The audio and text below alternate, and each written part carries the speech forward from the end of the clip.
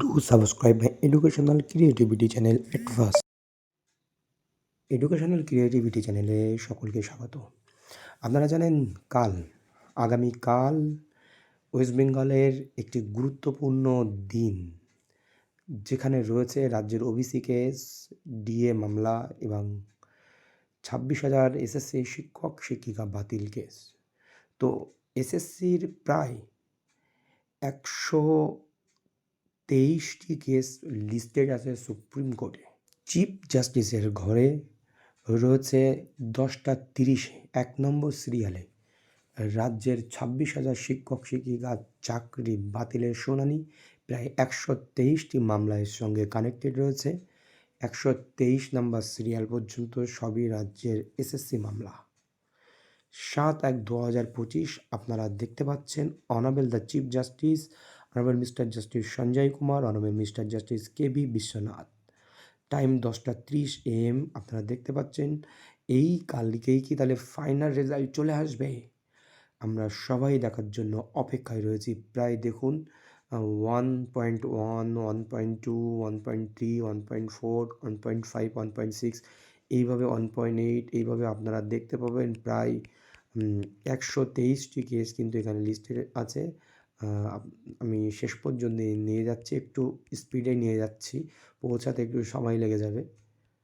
দেখুন এখনও আমরা এসে পৌঁছাইনি, এইমাত্র এসে পৌঁছালাম। 123টি 1.123 ডায়েরি নম্বর 34059/2024 সন্দীপ গণ and versus the West Bengal and ORS. এই হচ্ছে মোট 123টি কেস লিস্টেড রয়েছে। তারপরে আরেকটি গুরুত্বপূর্ণ মামলা, যেটি হলো 7/1/2025 কোড নাম্বার 2 আইটেম নাম্বার 7 এটা রয়েছে। এটাও গুরুত্বপূর্ণ একটি হিয়ারিং হবে, রাজ্যের ওবিসি মামলা, যেটার জন্য রাজ্যের সমস্ত নিয়োগ প্রক্রিয়া থমকে। প্রাইমারি থেকে শুরু করে নতুন নোটিফিকেশান বা প্রাইমারি টেট থেকে শুরু করে সমস্ত নোটিফিকেশান আটকে আছে, নতুন নিয়োগও আটকে আছে ওবিসি ইস্যু করে। একটি গুরুত্বপূর্ণ মামলা।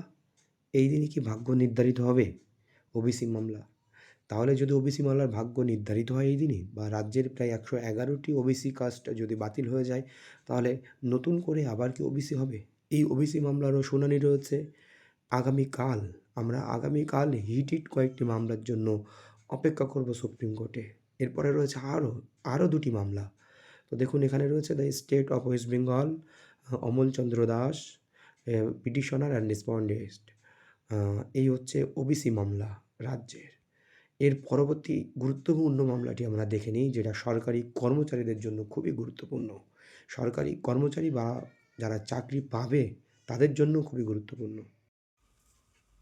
এটি হলো ডিএ মামলা, listed on 7/1/2025 code number 4 item number 45। এর মধ্যে অনেক মামলাও আছে, সেই মামলাগুলো অল্প শুনানি হবে বা হয়তো বা শুনানি হবে। 45 নম্বর আইটেমে আশা করা যায় কাল ডিএ মামলার শুনানি হতে চলেছে। State of West Bengal and another versus confederation of state government employees West Bengal. কালই তার শুনানি। তাহলে কি কাল ডিএ মামলার একটা ফয়সালা হবে? কারণ রাজ্য সরকারেদের প্রচুর ডিএ কিন্তু পাওনা। 2025-এও কোনো ডিএ ঘোষণা হয়নি। অনেক প্রায় 40% ডিএর ফারাক অন্য রাজ্য বা কেন্দ্র সরকারের সঙ্গে পশ্চিমবঙ্গের।